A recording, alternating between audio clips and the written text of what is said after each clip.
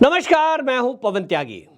मध्य प्रदेश में दूसरे चरण का अब वोट पड़ना है और इसके पहले चुनाव प्रचार पर बैन कर दिया गया है, यानी चुनाव प्रचार थम गया है। अब चुनाव प्रचार नहीं होगा, लेकिन भारतीय जनता पार्टी के कार्यकर्ता अभी डोर टू डोर कैंपेनिंग चलाए हुए हैं। मध्य प्रदेश की अगर मैं बात करूं तो मध्य प्रदेश में जो माहौल शुरू में दिखाई दे रहा था कि शायद इस बार शिवराज मामा गए, लेकिन शिवराज जी की जो मेहनत है वो रंग लाती दिख रही है।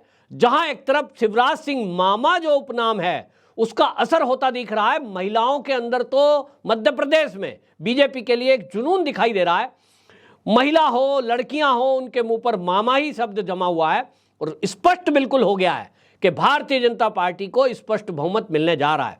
उसके पीछे जहां एक तरफ शिवराज सिंह चौहान जी का जमीनी स्तर पर उतरकर लोगों से इंटरेक्ट करना, प्रचार में धुआंधार तरीके से मेहनत करना, भारतीय जनता पार्टी के कार्यकर्ताओं के साथ साथ बीजेपी के कार्यकर्ताओं के साथ कंधे से कंधा मिलाकर संघ के कार्यकर्ता भी जुटे हैं। संघ प्रचार चुनाव का नहीं करता है, लेकिन लोगों को समझाने का काम कि आपकी वोट की कीमत क्या है और यदि भाजपा की सरकार नहीं बनी तो उसके असर क्या क्या होंगे, यानी लोगों में जागरूकता लाने का काम संघ के कार्यकर्ता करते हैं। वो जो चला उसके कारण आज माहौल बदला हुआ दिखाई दे रहा है और अब जो सर्वे आ रहे हैं, वो सर्वे जो बता रहे हैं वो तो बिल्कुल स्पष्ट है। जितने भी सर्वे उठा लोगे सब कह रहे हैं भारतीय जनता पार्टी की सरकार बनेगी। तो कांग्रेस की सांसें थमी हैं कि भैया चुनाव प्रचार क्या थमा है, अब तो हो गया। दूसरी तरफ आपको बता दें कि असल में इसके पीछे एक हिंदुत्व का मुद्दा भी है। कमलनाथ की पुरानी वीडियो वायरल हुई, वहीं दूसरी तरफ योगी जी का और मोदी जी का जो धुआंधार प्रचार हुआ उसका इफेक्ट है और उसी इफेक्ट के कारण कांग्रेस के द्वारा जो फ्री की रेवड़ियां बांटने का काम यानी वादा किया गया चुनावी घोषणा पत्रों में, उसका कोई असर होता मध्य प्रदेश में नहीं दिख रहा है। ये दिखाई दे रहा है क्योंकि लोगों को लगता है कि एक हिंदुत्व का मुद्दा, और हिंदुत्ववादी पार्टी कौन है? बीजेपी। दूसरी तरफ हाँ, जो कमलनाथ है, जो पुराने कांग्रेसी है, वो सब लगे हैं कमलनाथ की टीम के पीछे कि भाई पुराने कांग्रेसी है जो भाजपा को वोट ही नहीं देते। पिछली बार भी एक कांटे की टक्कर और उसके बाद जिस तरह की सरकार बनाई जोड़ तोड़ करके, उस समय भी बहुमत नहीं था। लेकिन इस बार पिछली बार से पोजीशन भारतीय जनता पार्टी के पक्ष में ज़्यादा दिखाई दे रही है। ये जो माहौल बदला है ये योगी जी की मेहनत है, क्योंकि योगी जी ने उत्तर प्रदेश के अंदर एक उदाहरण प्रस्तुत किया है कि अगर बीजेपी की सरकार बनती है तो विकास कैसे होता है, लॉ एंड ऑर्डर की सिचुएशन कैसे प्रकट की जाती है, वो एक उदाहरण बना है। तो योगी जी का बहुत बड़ा असर रहा है। दूसरा, जो अब राम मंदिर बन रहा है इसका भी कहीं ना कहीं असर मुद्दा रहा है। दूसरी तरफ जैसे मैंने कहा कि जो लाडली बहनी योजना है मध्य प्रदेश में, वो लाडली बहन योजना जो है उसका बहुत बड़ा असर ग्रामीण क्षेत्रों में खास तौर पे, क्योंकि शहर की महिलाओं को शायद 1500 रुपये कोई ज़्यादा बड़ी चीज़ नहीं लगती, लेकिन गांव में आप सोचिए जिन महिलाओं के पास 100 रुपये नहीं है अपने हिसाब से खर्च करने के लिए, फसल आएगी, फसल में थोड़े पैसे आएंगे, फिर पति से मांगेंगी, पति कभी 100 रुपये दे दिया, 200 रुपये दे दिया, उनको हर एक महीने अगर 1500-1200 रुपये उनकी जेब में बच रहे हैं, उसका असर आप सोचिए। तो एक तो ये बात है, लोगों को लग रहा है कि कांग्रेस तो वादा करती है, पूरा करती नहीं है, और इसलिए कांग्रेस के घोषणा पत्र में भले ही उन्होंने कहा है कि हमारी सरकार आएगी तो हम जो है कर्जा माफ, बिजली हाफ और स्कूली बच्चों को मदद करेंगे, नारी सम्मान में हम भी पैसे देंगे, 500 रुपये का सिलेंडर दे देंगे, पुरानी पेंशन योजना लागू करने का वादा किया गया है। लेकिन देश की जनता अब ये समझ गई है कि कांग्रेस केवल वादे करती है। हालांकि हिमाचल प्रदेश में पुरानी पेंशन योजना लागू हो गई है, कर्नाटक में भी उन्होंने जो वादे किए थे उसमें से कुछ वादे पूरे कर दिए हैं, लेकिन हालत क्या है? आज हिमाचल की हालत यह है कि करोड़ों रुपए का कर्जा, बाकी विकास के काम ठप। तो देश की जनता ये देख रही है कि आप अगर चुनाव में कोई घोषणा करते हैं, वादे करते हैं, तो इसका मतलब आप उनको पूरा करने के लिए पूरी ताकत झोंक देंगे। खर्चा कहाँ से आएगा, पैसा कहाँ से आएगा, इसकी चिंता करते नहीं है, तो विकास ठप हो जाता है। विकास कैसे होगा? तो जनता समझती है, आज पढ़े लिखे लोग समझते हैं, और इसीलिए राजस्थान में भी यही असर है। राजस्थान में राहुल गांधी ने दस्तक गिनती गिनवाई थी कि किसानों का कर्जा माफ कर देंगे, 5 साल में तो हुआ नहीं। तो जनता फिर वहीं राजस्थान में सवाल उठा रही है। तो आपको बताएं कि अब जो ये चुनाव का प्रचार थमा है और मध्य प्रदेश में अब ये 17 नवंबर को जो वोट पड़ेंगी, अब इसमें आपको बता दें जो अभी तक के सर्वे हैं, 2 सर्वे हैं, जो 2 सर्वे का एक उदाहरण देखा जा रहा है कि राजस्थान में 200 सीटें हैं, भारतीय जनता पार्टी को 114 से 124, कांग्रेस मात्र 60 से 70 सीटों पर सिमट जाएगी।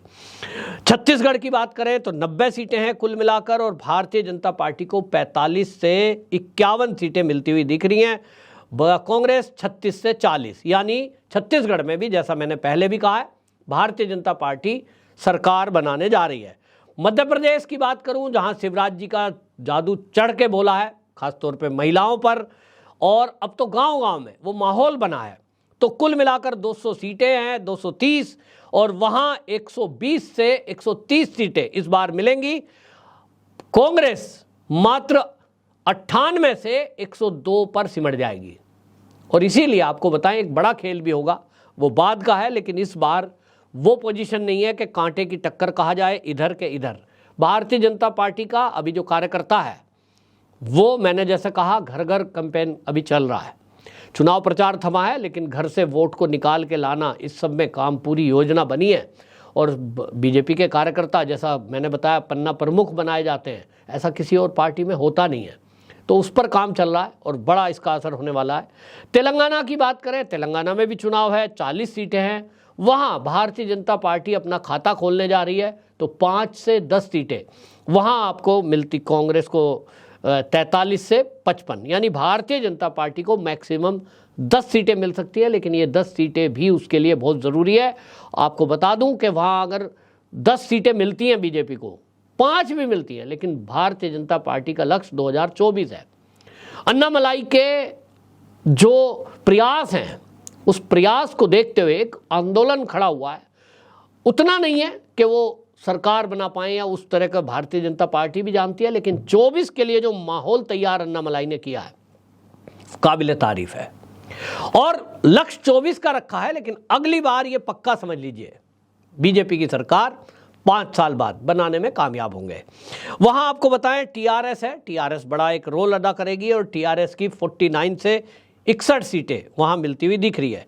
एबीपी सी वोटर के सर्वे की अगर बात करूं तो राजस्थान में बीजेपी को 127 से 137 और कांग्रेस को 59 से 65 सीटें। छत्तीसगढ़ में 90 सीटें हैं टोटल, भारतीय जनता पार्टी को 40 से 50, तो कांग्रेस को 35 से 40 सीटें मात्र मिलती दिखाई दे रही हैं।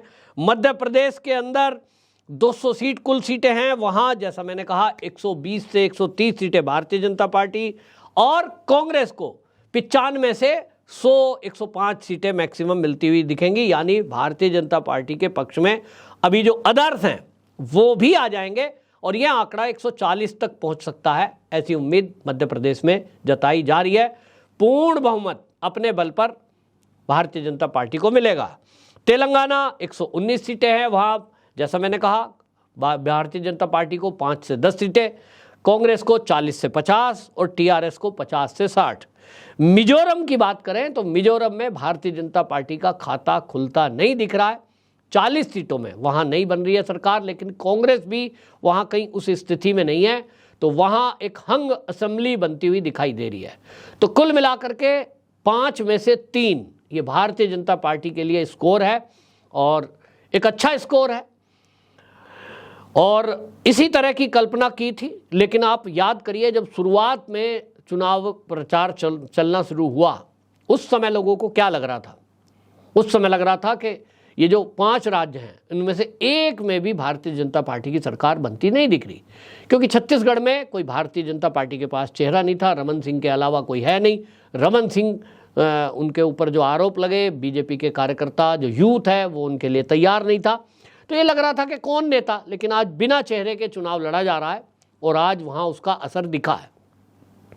दूसरी तरफ आप देखिए कि राजस्थान में ये हिंदुत्व बेस चुनाव जहां से शिफ्ट हुआ, बाबा बालकनाथ जैसे ही आगे बढ़े, भारतीय जनता पार्टी का ये डिसीजन कहीं ना कहीं दिखाई दिया कि बाबा बालकनाथ का फेस आया। अभी तक डिक्लेयर नहीं है, लेकिन लोगों को लगा कि अगर भारतीय जनता पार्टी की सरकार बनती है तो योगी आदित्यनाथ की तरह उन्हीं के मठ का एक व्यक्ति एक संत, एक महंत मुख्यमंत्री हो सकता है और वो राजस्थान का योगी हो सकता है। तो लोगों को लगा कि एक संत महंत का क्या रिजल्ट होता है सीएम बनाने का, यूपी में देखा, उसी का असर राजस्थान में भी जनता देखना चाहती है। तो राजस्थान में जो पासा पलटा है वो इसीलिए पलटा, और कहीं ना कहीं भारतीय जनता पार्टी का बाबा बालकनाथ को मैदान में उतारना ये एक तुरुप का इक्का साबित हुआ है। उसने राजस्थान के माहौल को बदल कर रख दिया। योगी आदित्यनाथ जी की रैलियां और मोदी जी की रैलियों का असर, हिंदुत्व का मुद्दा और तुष्टीकरण कांग्रेस का, ये उसको ले डूबा। दूसरी तरफ मध्य प्रदेश की बात करूं, जैसा मैंने शुरू में कहा, जहां शिवराज सिंह चौहान पहले से ही बहुत मेहनती रहे हैं, लेकिन इस चुनाव में उन्होंने पूरी तरह जो मैनेज किया है, जिस तरह से उन्होंने कार्यकर्ताओं को साथ लिया है, उसका इफेक्ट दिखाई दिया। और उस असर से ये माना जाए कि जितना पार्टी ने पूरी मेहनत की है उसमें अगर 50% मेहनत है तो वो शिवराज सिंह चौहान की अकेले की अपनी छवि, उनका काम और उनके प्रयास। बहुत सरल है, सरलता से लोगों से मिलते हैं। महिला वोट बड़ी संख्या में शिवराज सिंह चौहान बीजेपी के लिए शिफ्ट करने में कामयाब है, क्योंकि लोगों ने देखा है और महिलाओं ने देखा कि जो उन्होंने बोला, जो योजनाएं बोली, वो लागू हुई। तो इसका इफेक्ट दिख रहा है। तो कुल मिलाकर भारतीय जनता पार्टी 3 राज्यों में सरकार, जैसा मैंने पहले ही बता दिया है, बनाने जा रही है। आपकी क्या राय है, कमेंट बॉक्स में जरूर बताएं। वंदे मातरम।